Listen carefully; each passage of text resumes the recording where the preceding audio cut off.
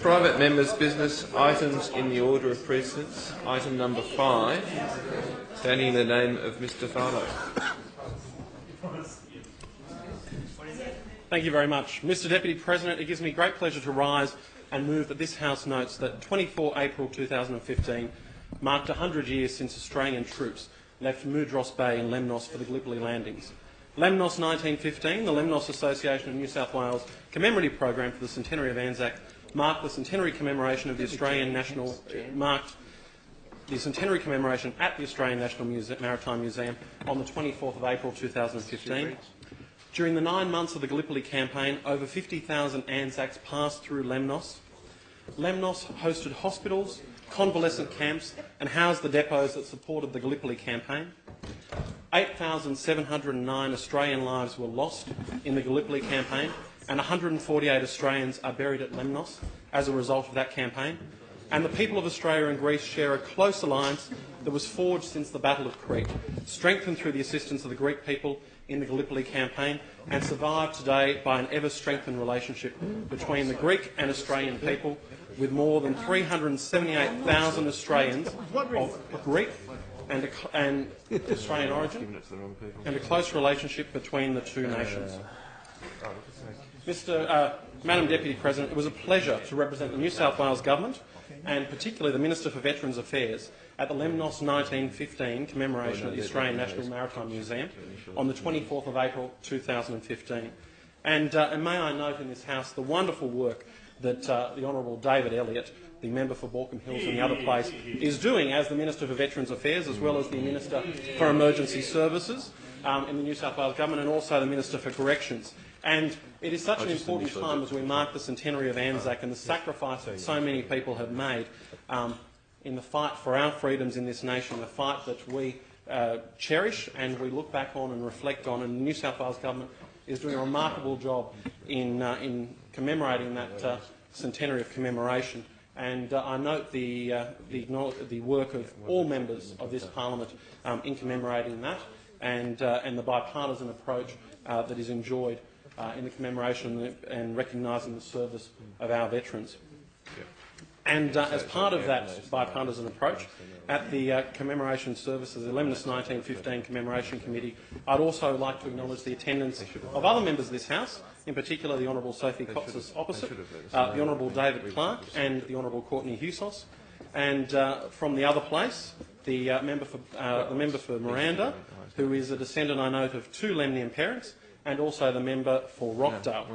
And from the Federal Parliament, I'd also like to note the attendance of Mr Nick Vivaris, the member for Barton in the Federal Parliament, who's also doing a wonderful job on behalf of his community in the St George, as I'm sure the Honourable Count Musselman would recognise as well.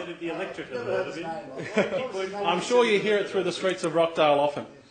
And I'd also like to commend the work of the former member for Strathfield, Major Charles Casaselli, for his excellent work as the Master of Ceremonies for the event for Lemnos 1915, and the wonderful service he provided to the New South Wales Parliament, and the wonderful service he continues to provide to the New South Wales community. And as the Honourable Sophie Coxis acknowledges, the wonderful work he did on that day. And it's always a wonderful event. It's always a wonderful event with Charles emceeing, and Charles's self-deprecating humour at times, and often reflecting on his own Italian background, particularly in his service of the people of Stratford, with a very strong Italian community, and the electorate of Drummoyne next door with one of the strongest Italian communities in the state. And it was wonderful to have Charles there. And if I can just reflect on Charles as a member of Stratford, there are many people who leave this Parliament and would say, to be done with you, when they lose a seat. And Charles did not take that approach. He honoured this commitment, a commitment he made prior to the election, and he honoured many commitments that he had made prior to the election, after, of course, leaving this place, and that says a lot for the man and his service to the people of Stratford and his commitment to his community.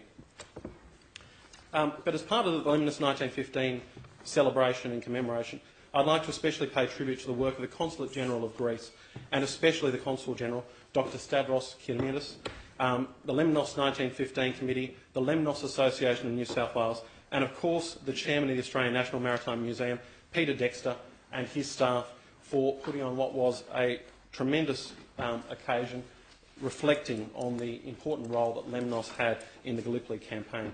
The work that they and others in the Greek community have done to raise the profile of what is a very significant part of Australian history is commendable, and I congratulate them on their efforts. As part of our celebration of the centenary of ANZAC, it is incredibly important that we pause to reflect on the place that Lemnos holds in the shared history of both Australia and Greece, because there is no centenary of ANZAC without Lemnos. There are many Australians of Greek heritage who hail from Lemnos. The member for Miranda and my own advisor, Nomiki Paniatakis, and her family are just some of them. They add to the rich tapestry of Australia's shared heritage with Greece. It should also be remembered that nearly 90 Greek Australians served in Gallipoli and on the Western Front during the Great War. And it's one of the things as we look at the centenary of ANZAC, it is not just a history for Australia, but it is a history for so many nations. I recently had the privilege to visit Israel and to mark the centenary of ANZAC at the Australian and the Imperial Memorial in Jerusalem, and to reflect on the service of our soldiers in the what was then known as the Palestine campaign during the Great War is an especially a moving event. And to think of the contribution that Australians had and Australian soldiers and the sacrifice they made in far-flung places all around the world in defence of our freedoms and in defence of their country and in defence of what was then the Empire is remarkable to think. And that shared history that has grown, and this is in a sense why ANZAC is so significant for Australia, because through ANZAC it is Australia becoming a nation on that world stage. And we can see that through so many of the battles, so many of the campaigns of that great war, where Australia really did come into its own identity, and the rest of the world started to recognise Australian and New Zealand forces and Australian and New Zealand troops and the Australian and New Zealand personality that started to define us as a nation and our brethren across the Tasman as well.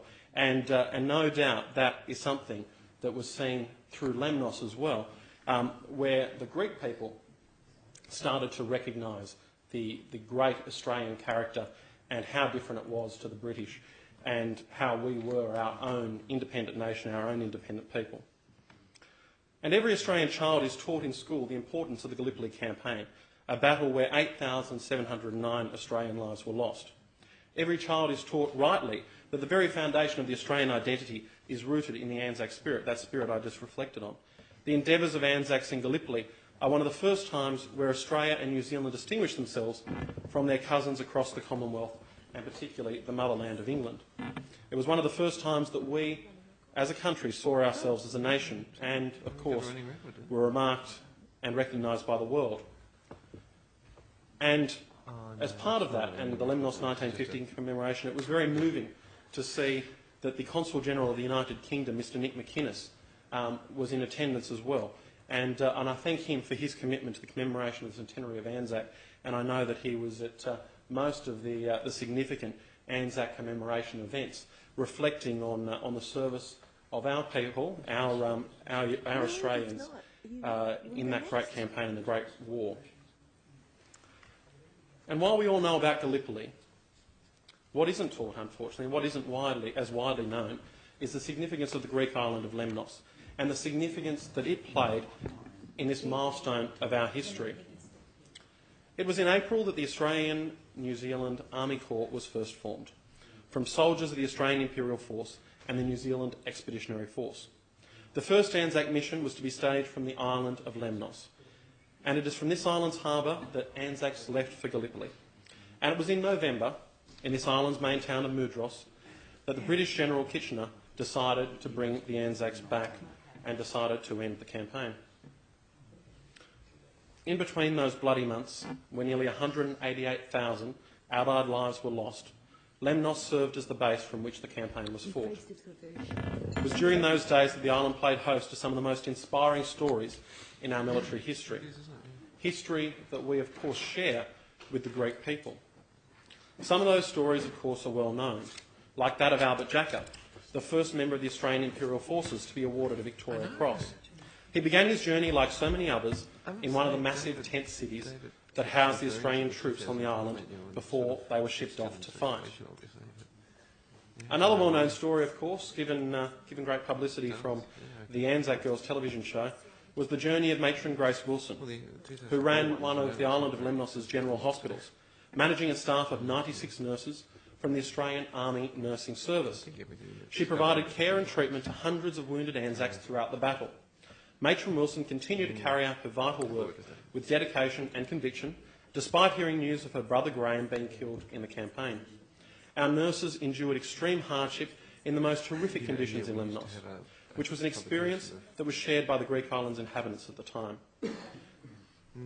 And when we think of our war effort, it is important not just to reflect on those men who gave their life in the stage of battle, but those women as well who supported those troops, those on the home front, those who operated as nurses in battlefields and away from them in far-flung corners of the world, and the commitment that they gave to that service, the danger they put themselves in, and the care that they provided, and no doubt they play just as important a role in our history as those that fought and lost their lives in battle.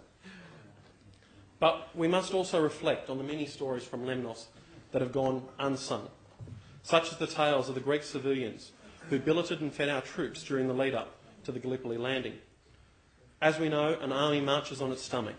The Greek people of Lemnos provided essential supplies throughout the battle and managed to make an impossibly tough environment for the ANZACs that little bit more comfortable.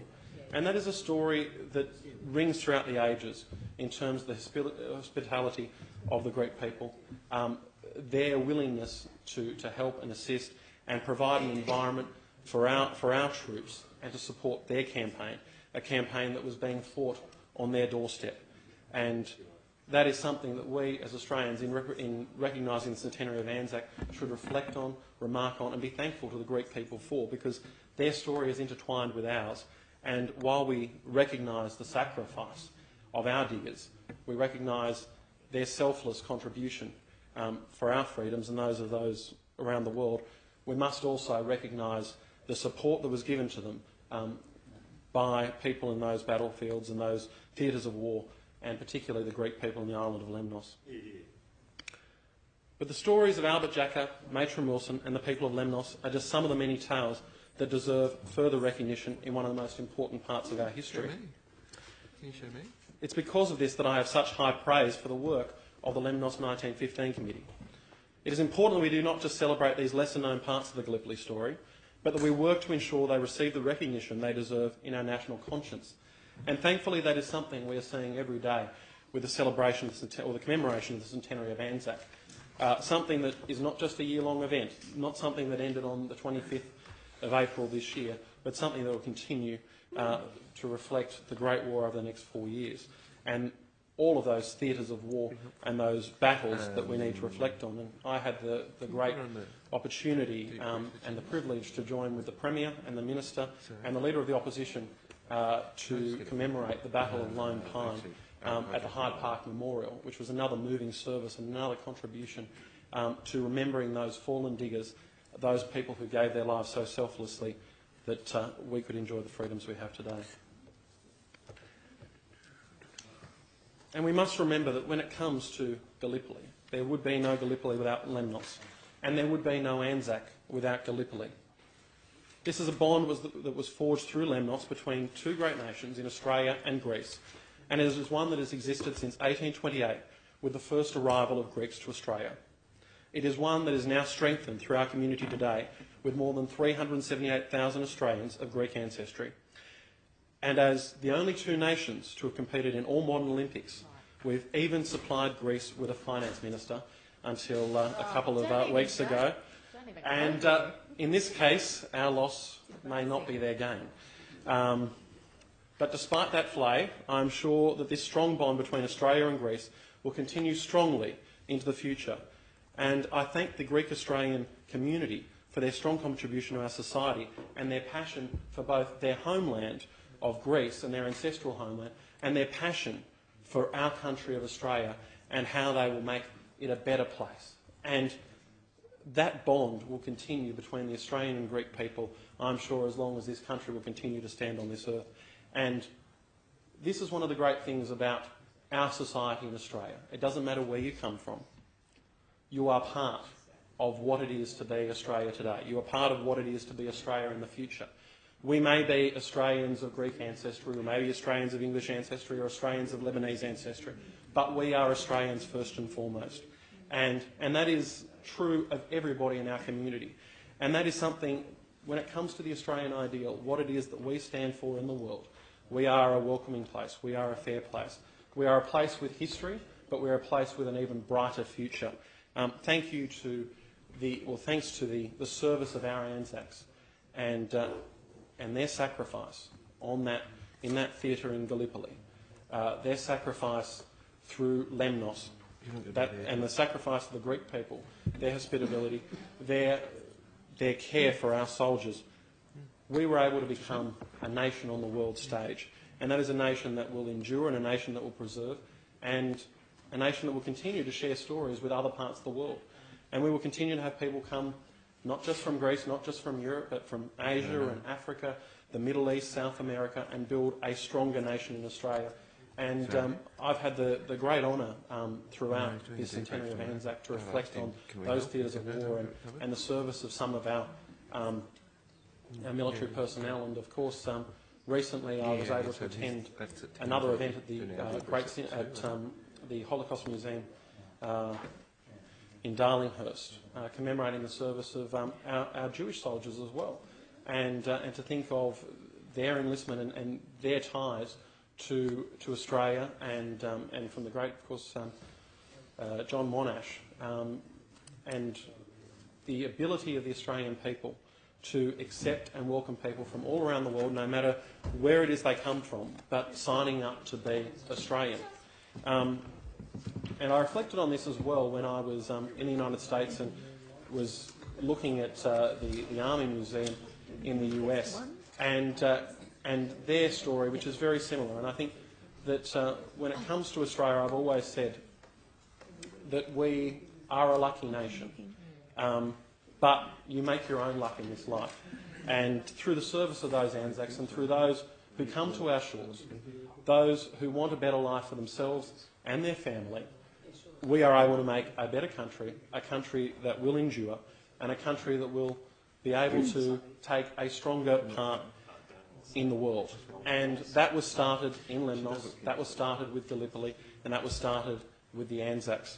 And with the Australian people, hopefully our future will not be forged through war in the future. I'm sure that's something that all members of this House would acclaim. We don't want to be there glorifying war. We don't want to be marking more battles. We want a peaceful world, and Australia has a role to play in that peace. But sometimes, unfortunately, as we've seen with war in the past, peace cannot be achieved without battles, and sometimes you need to fight for peace. And I'd like to pay special tribute to all those who sacrifice their life so that we can live in a peaceful society today and achieve a peaceful world. And when I was, as a father now, and essentially hear of the young people who sacrifice their lives, as a young person, I've always been able to think of that and that I would sign up to sacrifice my life in the cause of my country. But what is so painful is to think of those parents who don't know what is happening to their children on the other side of the world as they're fighting in these battles. And you hear the stories of people who thought they were going off on the greatest adventure of all time. And no doubt as a young person, impervious to the perils of the world, thinking you're bulletproof, you can go with a clear head and adrenaline under your belt and fight in these stages. But to think of those at home who hear the news that their son or their daughter, in some cases, had lost their life in the field of battle, that is unfortunately one of the things that, as a parent, I cannot fathom ever hearing. And to think of those families and reflect on the sacrifice that they paid as well for our freedoms is something that is sobering and something we all remember. But in conclusion, Madam Deputy President, I would like to thank the people of Greece for their continued bonds with the Australian people, thank the people of Lemnos for their hospitality, their welcoming nature, and their support and care of our troops, and thank all members of this Parliament for their role in commemorating the centenary of ANZAC from all across the chamber, and no doubt that will continue over the commemoration of the next 4 years. Thank you, Madam Deputy President.